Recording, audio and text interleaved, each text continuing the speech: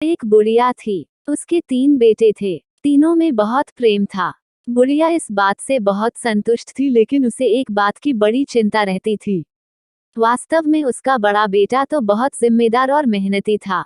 हर काम में माँ का हाथ बटाता था, लेकिन दोनों छोटे बेटे बहुत आलसी थे। हर काम से टलते थे। घर की कोई जिम्मेदारी नहीं निभाते थे। खेत का सारा काम उसका बड़ा बेटा संभालता था और घर का सारा काम बेचारी बुढ़िया को करना पड़ता था। बड़े बेटे से उसकी हालत देखी नहीं जाती थी, लेकिन कर भी क्या सकता था। फिर एक दिन उसने अपनी माँ को तीर्थ यात्रा पर जाने के लिए कहा। बुढ़िया ने मना कर दिया, क्योंकि उसे डर था कि सारा काम उसका बड़ा बेटा कैसे संभालेगा, लेकिन अपने बेटे के बार बार समझाने पर वो मना नहीं कर पाए और यात्रा पर जाने के लिए तैयार हो गई।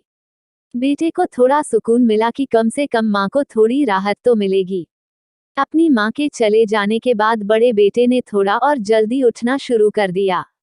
वो पहले घर का काम करता, तीनों के लिए खाना बनाता, फिर खेत में जाता।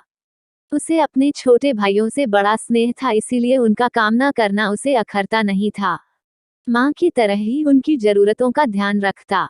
इसी कारण उन्हें माँ की कमी महसूस ही नहीं हुई। 2-4 दिन तो सब ठीक चलता रहा, लेकिन फिर एक दिन अचानक बड़े भाई की तबीयत खराब हो गई। उसे तेज बुखार हो गया था। वह बिस्तर से भी नहीं उठ पा रहा था। उसकी हालत देखकर दोनों भाई घबरा गए। वो गैर जिम्मेदार जरूर थे, लेकिन अपने बड़े भाई से बहुत प्रेम करते थे। दोनों भाई अपने बड़े भाई से पूछ पूछ कर सब काम करने की कोशिश कर रहे थे और इसके साथ साथ अपने भाई का भी ख्याल रख रहे थे, क्योंकि ये जो लगाव होता है ना, ये सब करवा लेता है। बड़े भाई को ठीक होने में हफ्ते भर का समय लगा, लेकिन इस एक हफ्ते में बहुत कुछ बदल गया था। अब दोनों छोटे भाइयों को ये बात अच्छी तरह समझ में आ गई थी कि माँ और बड़े भैया कितना काम करते हैं। दोनों को अपनी गलती का एहसास हो चुका था। अब उनको काम करना अच्छा लगने लगा था। कुछ दिनों बाद जब माँ तीर्थ यात्रा से लौटी तो उनके अंदर आए बदलाव को देखकर बहुत खुश हुई। बड़े बेटे से पूछा तो उसने सारी बात बताई। उसने कहा, माँ, जो होता है अच्छे के लिए होता है। अगर मैं बीमार ना होता तो मेरे दोनों छोटे भाई जिम्मेदार ना बनते। ऐसा कहकर अपने दोनों भाइयों को गले से लगा लेता है। शिक्षा, हमें कभी आलस नहीं करना चाहिए और घर के छोटे छोटे कामों में हाथ बटाना चाहिए। कम से कम अपना काम तो खुद ही करना चाहिए।